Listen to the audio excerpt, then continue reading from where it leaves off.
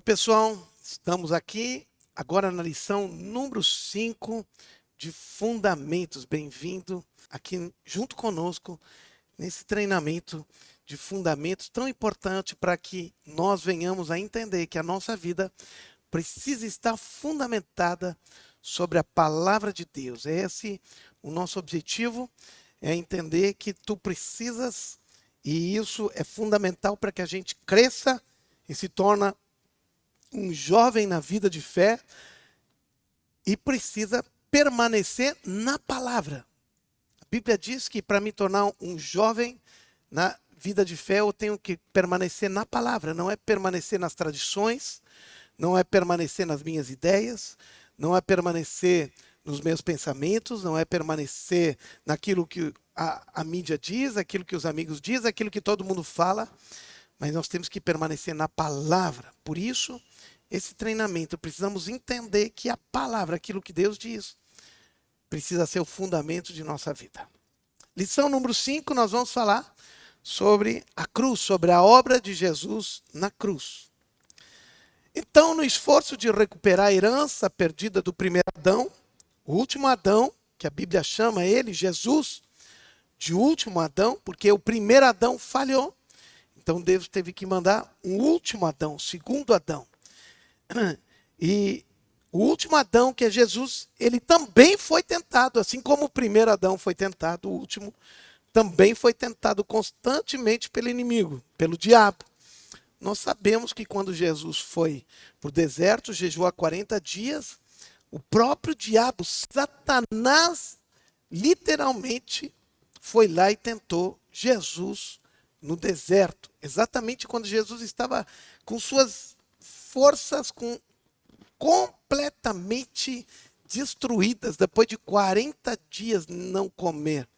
Então, quando Jesus estava muito fraco e, logicamente, quando nós jejuamos tanto tempo, também a nossa alma fica deprimida porque não temos mais energia, não temos força.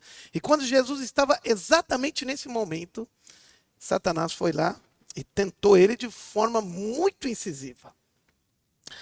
Então, desde Belém, onde Jesus nasceu, até o Calvário, onde Jesus morreu, houve um conflito permanente, sempre, um conflito permanente entre Satanás e Jesus. Ou seja, Satanás sempre estava fustigando, sempre estava tentando para que Jesus não conseguisse vencer. Mas Jesus, que nós vimos já que era o próprio Deus, se tornou semelhante ao ser humano e a si mesmo se humilhou. Não cedendo aos apelos de Satanás, ele foi obediente até a morte. É isso que nós falamos. Jesus, como homem, sem usar nenhuma característica divina, ele foi obediente até a morte. Ele não pecou. E a morte terrível, que era a morte de cruz. Então, vamos ver agora qual é o poder. Por que Jesus foi morto lá na cruz? Porque justamente tinha que ser uma morte e uma morte de cruz. Então, agora vamos entender algumas palavras que a Bíblia usa que não são muitas vezes do nosso cotidiano. E porque não são do nosso cotidiano, às vezes nós não compreendemos exatamente o que significa. A primeira coisa da morte de Jesus lá na cruz é o conceito da redenção. Então vamos ver o que significa redenção. O homem, estando na condição de escravo, necessitava ser comprado por um comprador habilitado que pagasse o preço. Está escrito exatamente isso nesses versículos de 2 Coríntios, tanto 6:20 quanto 7:23, que Jesus veio e pagou um alto preço. E quando Jesus foi morto, ele pagou pelos nossos pecados. O preço da nossa salvação foi pago lá na cruz, pois Jesus não tinha pecado e, consequentemente, quando ele morreu, Jesus morreu injustamente. O justo morreu pelos injustos. Ou seja, Jesus, que era justo, que não tinha pecado, agora, nosso pecado ele pagou lá na cruz. Satanás não tinha o direito de levar Jesus à morte, porque Jesus não tinha pecado, então Jesus não precisava morrer. Assim, quando Jesus morreu na cruz, a libertação da escravidão, do pecado e da morte foi garantida. Jesus garantiu que nós pudéssemos sair dessa escravidão de uma vez por todas. E justamente porque Jesus pagou o preço e agora o homem não está mais preso, escravo do diabo e do pecado. O preço que o homem deveria pagar por ter pecado, Jesus pagou. Jesus foi lá e pagou o preço, mesmo não tendo pecado nenhum. Ele sofreu no nosso lugar, a culpa era nossa, nós éramos culpados, merecíamos ser castigados, mas Jesus foi castigado em nosso lugar. Uau! Foi castigado em nosso lugar. E assim, o preço pelo pecado foi pago e o poder da morte sobre o homem foi destruído. Agora, o homem não precisa mais ficar longe de Deus. Agora o homem não precisa mais viver na morte eterna longe de Deus. Aquele que não conheceu o pecado se fez pecado por nós, a fim de satisfazer a justiça de Deus. Glória a Jesus. Obrigado, Jesus, por teres pago esse preço tão alto. E agora nós temos a certeza que podemos ter comunhão com o nosso Deus. Voltamos novamente a ter essa comunhão, porque a morte ela já não mais triunfa sobre nossa vida, mas agora Jesus triunfou sobre a morte e venceu o pecado e venceu a separação de Deus.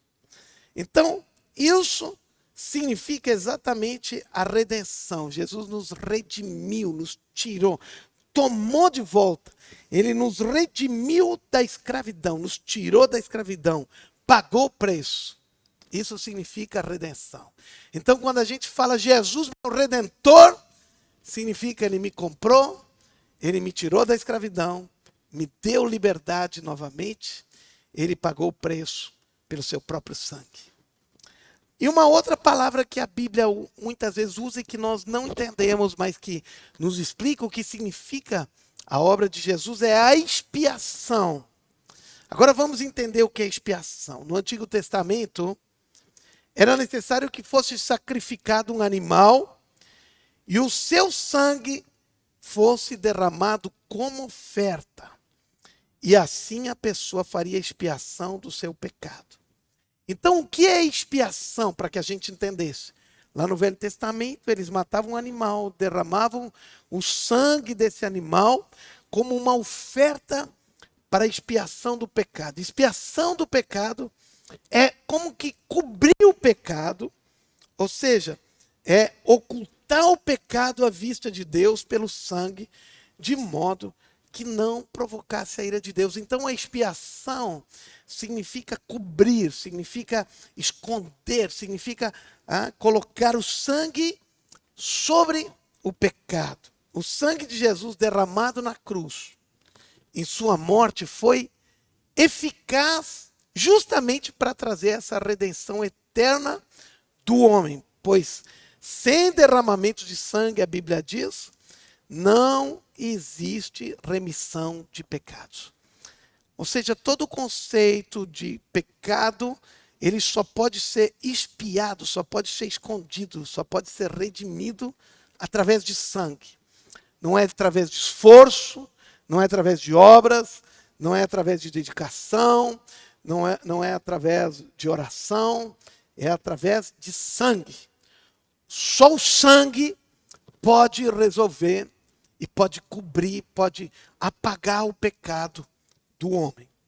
Jesus foi comparado então a um cordeiro sem defeito e sem mácula, que foi levado ao matador e através de seu precioso sangue tirou o pecado de todo mundo, de todos os homens.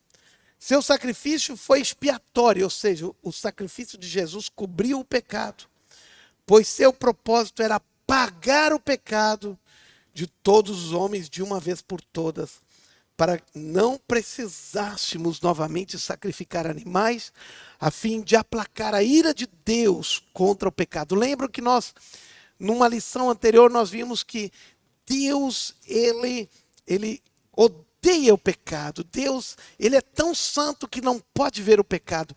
Então, quando Deus via o pecado no homem, se levantava uma ira de Deus sobre o homem.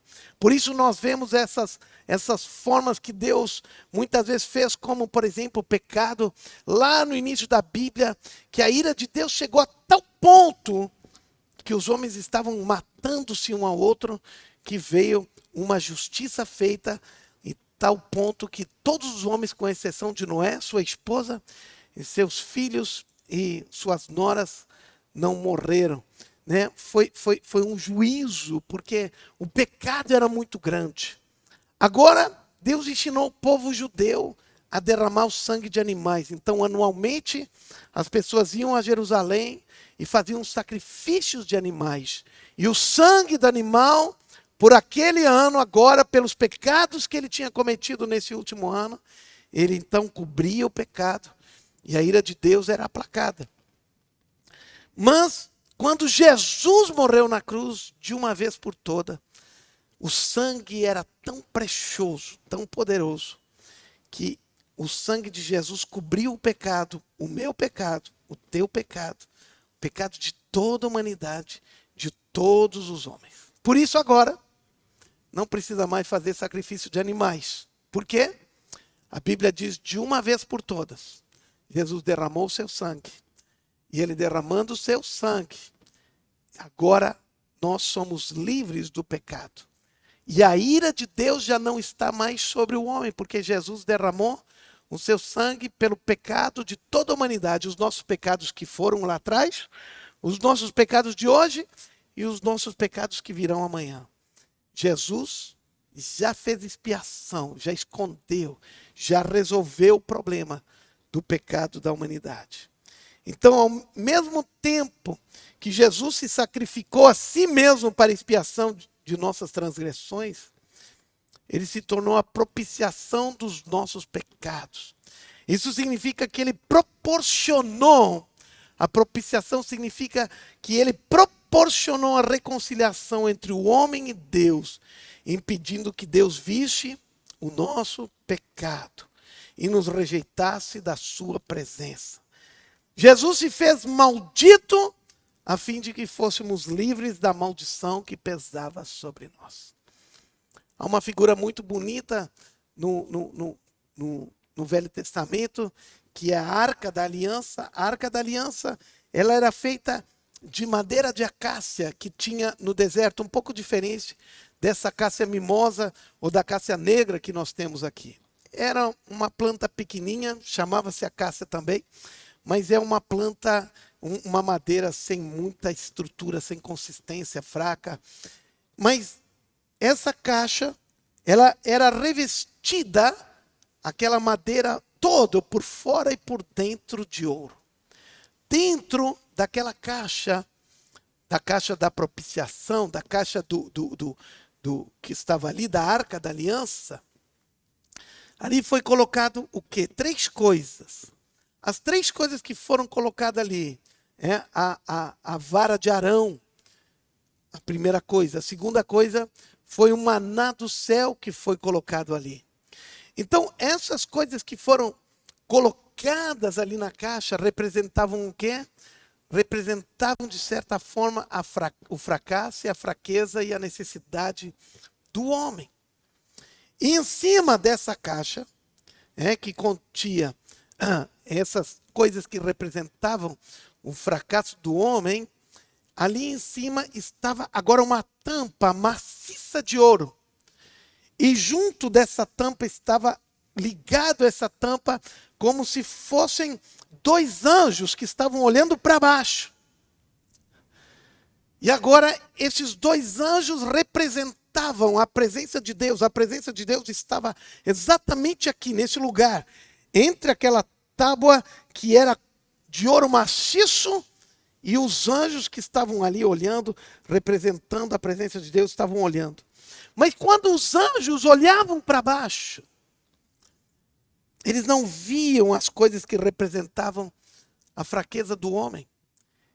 A tábua dos 10 mandamentos estavam ali junto, né, com aquelas outras duas coisas que eram a vara de Arão e junto com uma representação do maná. Elas estavam ali dizendo: o homem é falho, o homem erra, o homem é pecador, o homem é necessitado. Agora, quando Deus olhava, ele não via para dentro da caixa. Ele via aquela tábua de ouro. E aquela tábua de ouro, que era ouro puro, que não tinha nada de fracasso, não tinha nada de madeira ali dentro. Era semelhante à tábua, quando se olhava, era semelhante. Estava revestida, era ouro, como a caixa toda era revestida de ouro. A gente não via diferença, mas aqui a tábua era toda ouro. E a caixa, ali dentro da caixa, era uma madeira muito fraca, podre, fraca, sem consistência, revestida de ouro. A caixa que continha aquelas 3 coisas representa o homem. E aquela tábua que estava ligado direto com os anjos, que era toda de ouro, representava Jesus. Por isso a Bíblia diz que Jesus é a propiciação. Quando Deus, que estava ali no meio dos querubins, olhando para o homem, o que é que ele via? Ele via a tampa. E a tampa era toda de ouro. Por isso que a Bíblia diz que Jesus foi a expiação e a propiciação. O que significa isso?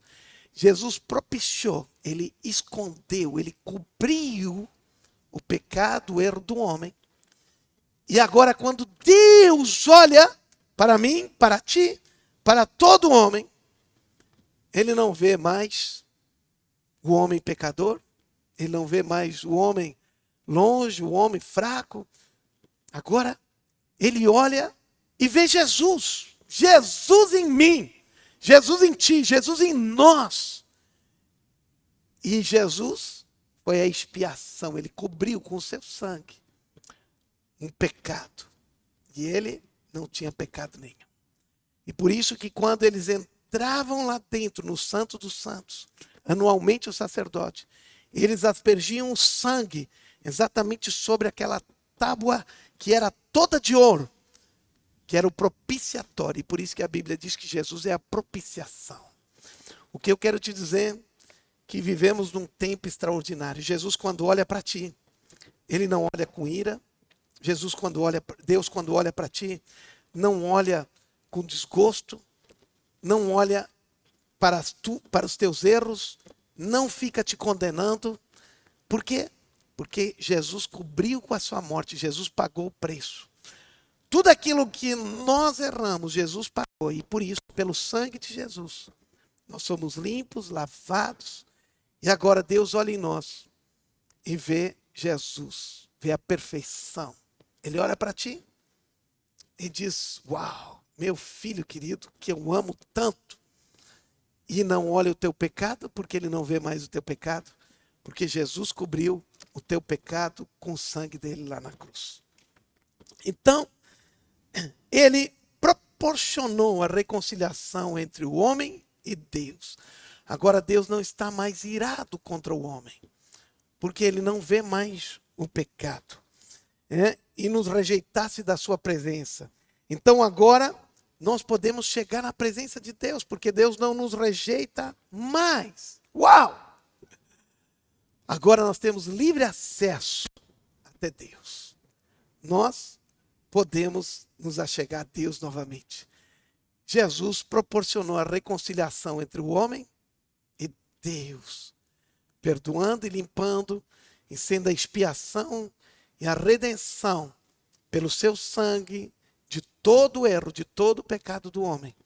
E agora Deus, ele vê nós como seus filhos amados, única e exclusivamente. Ele, quando vê, ele não contempla mais o pecado, como nós vimos naquele versículo de Abacuque, que Deus não consegue contemplar o pecado. Então, quando Deus olha para nós hoje, ele não está contemplando o erro que eu ou tu fizemos. O que ele contempla hoje, quando ele olha para nós, ele vê a obra de Jesus. Ele vê aquele sangue que é aspergido anualmente, era aspergido anualmente sobre aquela tábua que representa Jesus e estava ligado com os querubins, ou seja, era o próprio Deus que estava ali, mas ele olha e não vê mais o homem corrompido, pecado, mas Deus olha. Então, essa é a grande esperança, e essa é a grande confiança que nós temos, que nós podemos chegar diante dele, e ele não fica nos condenando. Se tu tem vergonha de chegar diante de Deus, se às vezes tu diz assim, eu fiz tanta coisa errada e tenho vergonha, ou quem sabe fiquei sem comunhão com Deus, não tenho nem vontade de orar, porque nem sei como chegar diante de Deus, eu quero dizer, não te preocupa. Deus não está vendo o teu erro. Jesus já cobriu ele. Deus está vendo ti como um filho a quem ele ama muito, como alguém que foi redimido, limpo pelo sangue de Jesus. Então, vai ter comunhão com Deus, fala com ele, tenha coragem de entrar na presença dele, tenha coragem de ser cheio de Deus em teu coração. Bem, eu quero te motivar a que tu complete todas as lições, o seu questionário, e veja todos os versículos que nós não lemos versículo por versículo, mas eu quero te encorajar que tu pegue, tira uma hora essa semana e faça, né, toda a leitura dos versículos desse capítulo. Se tu não fizeste dos anteriores, faça dos anteriores também. E complete todas as lições, para não ficar tudo para o fim depois. Faça isso todas as semanas. Toda semana que tu recebe uma lição, 2, 3, quantas lições tu fizeres, faça nessa semana, ou mesmo em conjunto, escuta uma lição, faça as questões, esteja pronto para que sejam corrigidas, decore o versículo se tu conseguir. E é muito importante, leia todos os versículos que estão aí durante as ministrações. Deus te abençoe, essa foi a nossa lição número 5, e agora nosso próximo passo, lição 6, 7, 8, 9, 10, que vamos falar um pouco mais ainda do propósito eterno de Deus, e depois da lição 10 em diante, começamos a falar da prática, como viver nessa base, nessa estrutura, né, fundamental da vida cristã. Deus te abençoe demais, foi muito bom estar contigo nessa lição.